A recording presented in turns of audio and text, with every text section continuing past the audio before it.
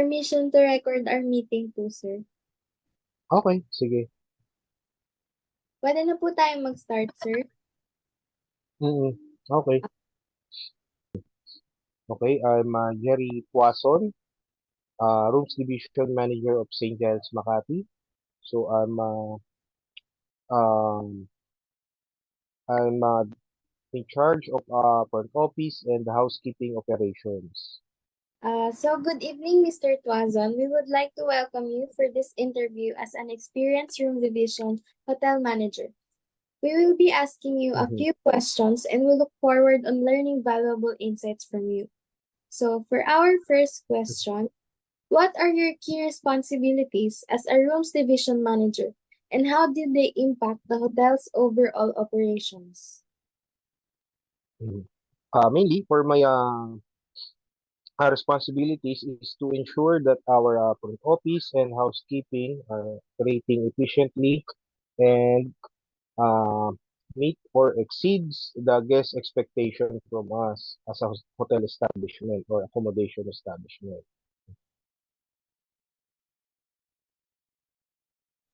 Okay, sir.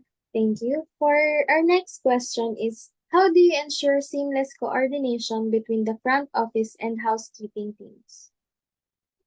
Um, Usually right now, we are using technology like the emails and then um, the other chatting platforms like Viber, WhatsApp, or Messenger. So aside from the normal documentation like memos and coordination meetings, we also have to use technologies as well, especially right now, di ba? Lahat ng gamit natin, puro mga bagong technologies na. Ngayon.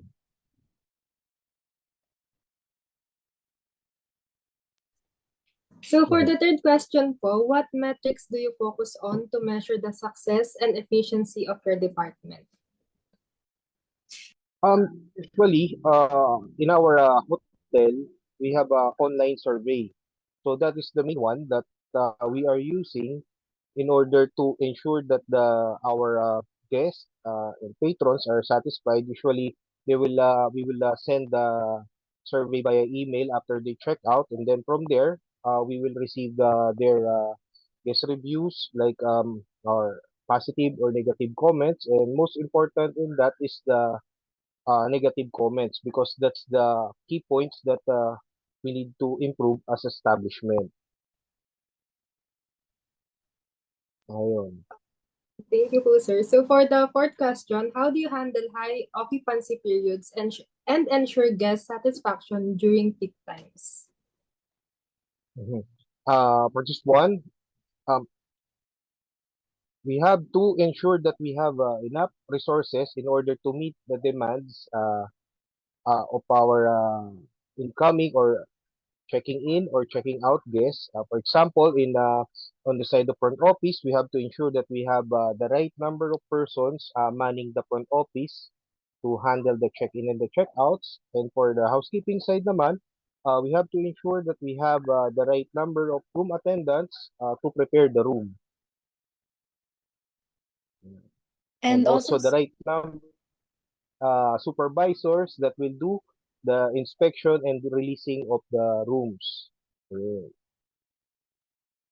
Thank you so much, sir. And also for the sixth question, can you describe a challenging situation you encountered and how you resolved it? Usually, for front office operation or housekeeping, one we have encountered was ayun nga,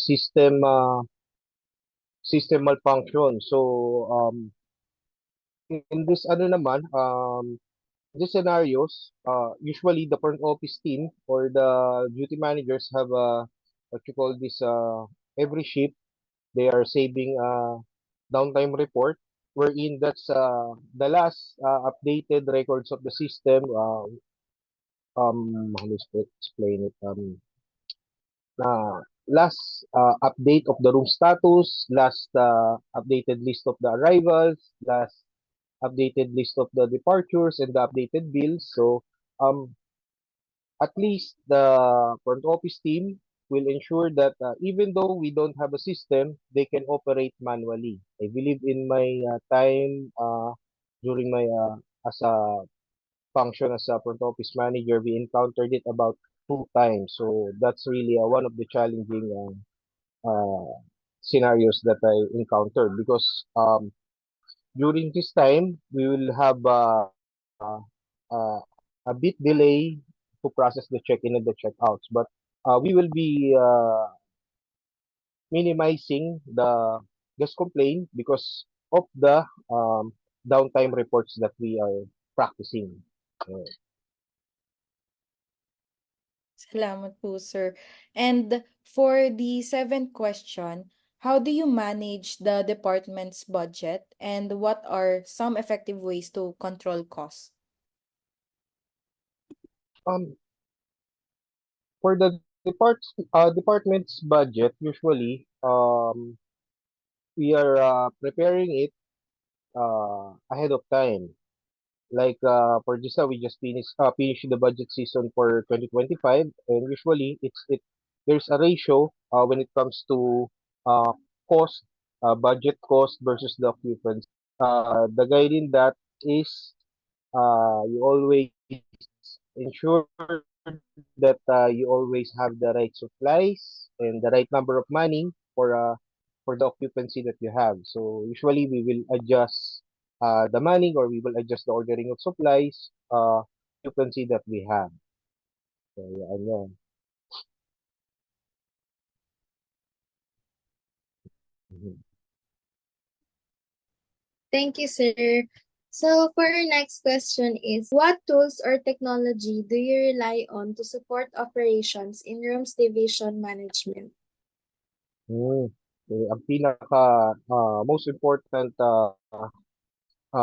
technologies or system that we have is yung PMS or property management system because in our property we have about 488 rooms, so medyo marami siya, so we have to have the right property management system. So right now we are using Opera, so yun yung isang pinakamalaking tulong for us to perform our duties and responsibilities also. At the same time, to keep the updated tracking of the billing, occupancy, and room status, pag-update ng ating housekeeping, also sa mga room status natin for the availability sa ating mga arrivals. Mhm.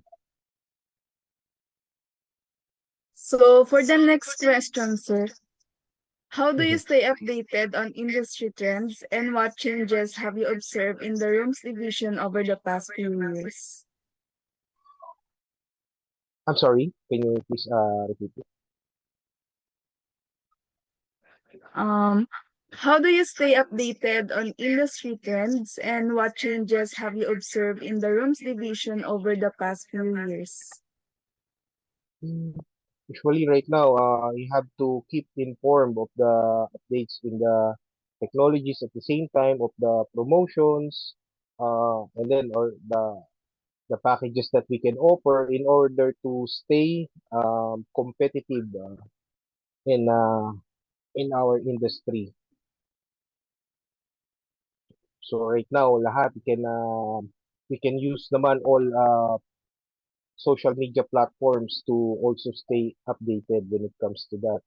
Like what services that we can offer to add value to our rates. And especially right now, most of our consumers are really or most of our guests are really looking for a value for money when it comes to accommodation. Thank you so much, sir. And for the last question, what advice would you give to someone looking to pursue a career in rooms division management? Mhm. So yes, for this one, um, you have to have the passion in order to perform or to do it or uh, to be in rooms management or front office and housekeeping because usually just like what call this, tulad nga ng sinasabi nila sa atin na we have to choose what we love to do, especially when it comes to our profession. Because right now, not all of profession, there's always challenges, but if you have the passion for the industry that you choose, even it's challenging and hard, you will have the passion to continue moving forward. Uh, and also at the same times for us in hospitality industry, so even we have a lot of guests, and even sometimes we encounter a lot of concerns. So we still continue to provide quality service to all of our guests at all times in order for them to have a fulfilling stay with us. So thank you so much for meeting with us tonight, Mr. Tuazon. We appreciate the depth of experience you've brought to the conversation and your insight into rooms division management. Your focus on guest satisfaction and operational excellence is evident. Mhm.